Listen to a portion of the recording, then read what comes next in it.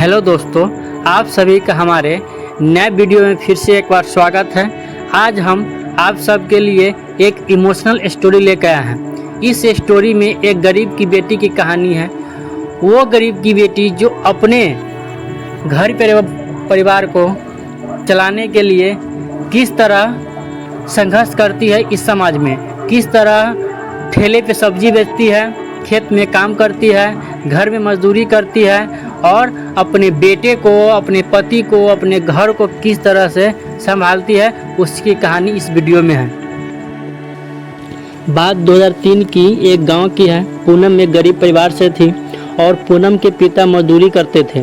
पूनम की 2 बड़ी बहनें और हैं और उनकी भी शादी हो चुकी थी। उनकी स्थिति भी ज़्यादा ठीक नहीं है क्योंकि दहेज नहीं दे सकते थे ज़्यादा, इसीलिए गरीब घर में शादी हुई सबकी। इसीलिए पूनम हमेशा कहती रहती थी कि मुझे शादी नहीं करनी है। लेकिन कुछ दिनों बाद पूनम के लिए एक रिश्ता आया जिन्होंने ये कहा कि उनका बेटा पढ़ा लिखा है और गांव में बहुत ज़मीन है और उन्हें कोई दहेज भी नहीं चाहिए।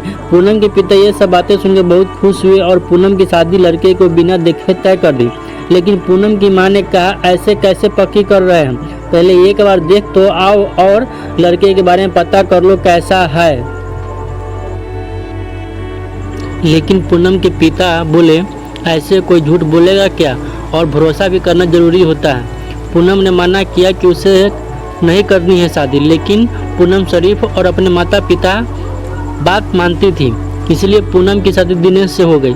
दिनेश भी एक गरीब परिवार से था और बहुत ही शराब पीता था और जुआ भी खेलता था। लेकिन गांव के लोग और उसके माता पिता ने झूठ बोलकर दिनेश और पूनम की शादी करवा दी। शादी के 2 महीने बाद ही पूनम को पता चल गया था कि दिनेश अनपढ़ है, जबकि पूनम सरकारी स्कूल में 8वीं पास थी। शादी के कुछ दिन और गुजर जाने के बाद एक दिन दिनेश शराब पीकर आया तो पूनम ने दिनेश से कहा, आप शराब पीकर क्यों आए हैं। दिनेश शराब के नशे में पूनम से कहता है, तुझसे मतलब तू कौन होती है मुझे रोकने वाली, और फिर पूनम चुप रह गई। कुछ दिनों बाद दिनेश रोज़ शराब पीकर घर आने लगा और पूनम को शराब के नशे में गाली देने लगा और पूनम पर हाथ भी उठाने लगा। इसलिए कुछ दिन और पूनम ने दिनेश को देखा। फिर पूनम अपने घर गई और घर जाकर अपने माता पिता को सब बात बताया और कहा अब नहीं जाना है वहाँ, और यह कहकर पूनम ने अपने ससुराल जाने से इनकार किया। लेकिन पूनम के पिता पूनम को डांटते हुए बोले, यहाँ कैसे रहोगी, अब वही तुम्हारा घर है, शादीशुदा बेटी घर रहेगी तो सब क्या बोलेंगे। और फिर पूनम रोने लगी और अपनी माँ से कहने लगी, मुझे वहाँ नहीं जाना, तुम कुछ करो। पूनम की माँ पूनम को समझाते हुए कहा, देखो तुम्हारी शादी हो गई है और शादी के बाद लड़की को अपने ससुराल में ही रहना पड़ता है, फिर चाहे जैसा पति हो। पूनम जिद करती है और जाने से मना करती है। पूनम के पिता गुस्से में कहते हैं, हमारी नाक कटवाना चाहती हो क्या। एक बार बेटी की डोली के बाद उसकी अर्थी ससुराल से ही उठती है, ये बात अपने दिमाग में डाल लो। पूनम का मन नहीं था जाने का, पर माँ बाप नहीं समझ रहे थे उसकी तकलीफ़, तो पूनम अगले दिन ही चली गई। पूनम दिनेश को झेलती रही और सब सहती रही। 6-7 महीना बाद पता चला कि वह प्रेग्नेंट है। उस वक्त भी दिनेश ने काम छोड़ दिया और ऐसे ही आवारा की तरह घूमता रहा। जितने पैसे दिनेश रखा था वो उसने शराब में बर्बाद कर दिया, और जब पैसे खत्म हो गए तो फिर एक दिन दिनेश शराब के लिए पूनम से पैसे मांगता है। पूनम ने दिनेश से डरते हुए कहा, पैसे नहीं है। दिनेश के माता पिता अपने बड़े बेटे के पास रहते थे। दिनेश पूनम से पैसे के लिए लड़ता है और अलमारी से कपड़े फेंकता है और पैसे ढूंढता है। पैसे नहीं मिलते हैं तो पूनम को गाली देकर उसे मारता है। पूनम रोती रही और दिनेश से कहती रही, नहीं है पैसे, नहीं है पैसे। लेकिन दिनेश को शराब की लत ऐसी लग रही थी कि उसने ये तक नहीं सोचा कि पूनम प्रेग्नेंट है, और पूनम को बड़ी बेरहमी से मारता रहा। कुछ दिनों बाद घर का राशन खत्म होने लगता है तो पूनम दिनेश से कहती है राशन ले आने को, तो दिनेश पूनम से उल्टा बोलकर कहता है, नहीं है पैसे मेरे पास। और फिर जैसे तैसे थोड़ा बहुत कुछ बचा था वो भी धीरे धीरे खत्म हो गया और दिनेश पूनम से खाना मांगता, लड़ता और उसे काम करने को कहता। पूनम लाचार और बेबस होकर मजदूरी करने निकल गई। लेकिन प्रेगनेंसी के चलते पूनम ज़्यादा दिनों तक काम नहीं कर पाई और एक दिन काम करते करते उसे चक्कर आ गया और पूनम गिर गई। कुछ लोग पूनम को डॉक्टर के पास ले गए और डॉक्टर ने उनसे आराम करने को कहा और काम करने से मना किया। पूनम ने अपने पति को बताया और काम करने नहीं गई। उसके बाद कुछ दिन के लिए पूनम अपने घर आ गई। पूनम की हालत इतनी खराब लग रही थी कि जब उसकी मां ने उसे देखा तो पूनम की मां रो पड़ी। उसके बदन पर वही साड़ी थी जो वो हमेशा पहना करती थी। पूनम की मां ने पूनम से पूछा, खुश नहीं हो वहाँ? लेकिन पूनम अपना दर्द छुपाते हुए कहती है, नहीं माँ, मैं खुश हूँ, वहाँ सब ठीक है। और फिर पूनम की माँ अपनी कुछ साड़ी पूनम को देती है। पूनम कुछ महीनों बाद एक लड़का को जन्म देती है। दिनेश को इससे कोई मतलब नहीं था कि उससे बेटा हुआ है। उसको बस इतना मतलब रहता था कि शराब के लिए पैसे मिलते रहे और वह दिन भर शराब के नशे में यहाँ वहाँ भटकता रहता।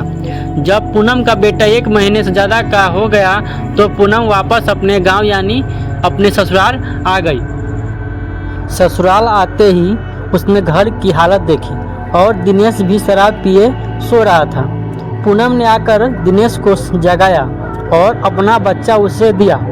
दिनेश शराब के नशे में अपने बेटे को प्यार करता है, उसके साथ खेलता है, उससे बातें करता है।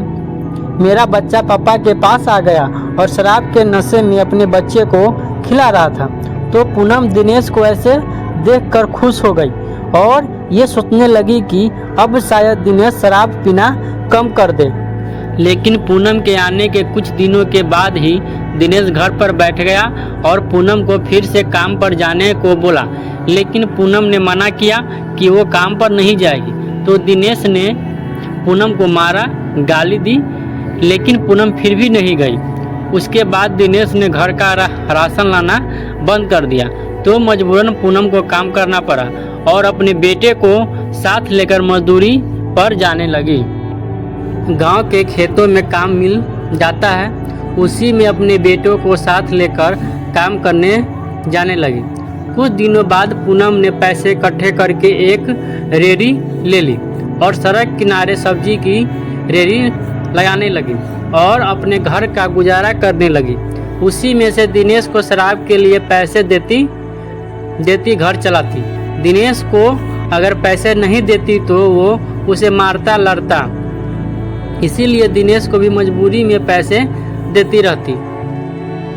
पूनम की माँ समझ गई थी कि पूनम खुश नहीं है, इसीलिए उन्होंने पूनम के पिता को बताया और फिर पूनम के माता पिता पूनम से मिलने उसके ससुराल गए। घर पर ताला लगा था तो बगल में एक औरत से पूनम की माँ ने पूछी, ये लोग कहाँ गए हैं? औरत ने जवाब देते हुई कही, दिनेश तो कहीं शराब पीकर पड़ा होगा और पूनम सड़क पर सब्जी की रेहड़ी लगाती है और उसका बेटा सड़क पर होंगे।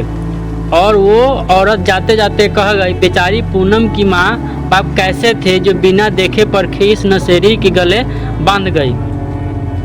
पूनम के माता पिता के पैर हाथ सहम गए और सड़क की तरफ चल दिए अपनी बेटी की लाचार हालत देखने। सड़क के एक साइड एक रेहड़ी लगी थी। पूनम वही साड़ी पहने खड़ी थी जो पूनम की माँ ने उसे यहाँ आते वक्त दी थी। पूनम का बेटा रेहड़ी पर एक तरफ लेटा था। पूनम के पिता की हिम्मत नहीं हो रही थी कि वो अपनी बेटी को मिले। पूनम की माँ जाकर पूनम से मिली और अपने पूनम की हालत देखकर रो पड़ी। पूनम के पिता पूनम के पास जाकर उसके पैरों पर गिर पड़े और रोने लगे, हाथ जोड़कर पूनम से माफ़ी मांगने लगे। और कुछ देर बाद पूनम के माता पिता उससे साथ चलने को कहते, लेकिन पूनम मना करते हुए कहती कि अब यही मेरा घर है, तुमने ही तो कहा था डोली के बाद अर्थी ससुराल से ही जाती है और जाने से इनकार कर देती है। पूनम के माता पिता पूनम के पास 2 से 3 घंटे रुकते हैं। उसके बाद पूनम को कुछ पैसे देते हैं और कहते हैं, बेटा जब तुम्हें लगे कि अब नहीं हो रहा है तो चली आना बेझिझक, और अपने आप कोसते हुए वहाँ से चले जाते हैं। पूनम ने भी अपनी ज़िंदगी के साथ समझौता कर लिया था और मान लिया था कि यही उसका जीवन है, और आज तक पूनम अपने परिवार के लिए इन्हीं मुश्किलों से जूझ रही है। तो दोस्तों, ये थी पूनम की इमोशनल स्टोरी। कैसी लगी आपको ये कहानी हमें कमेंट में ज़रूर बताएं।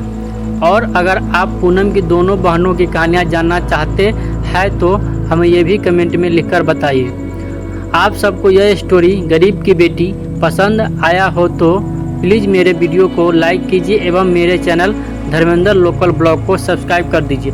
फिर से मिलते हैं एक नए कहानी के साथ, तब तक के लिए दिल से धन्यवाद।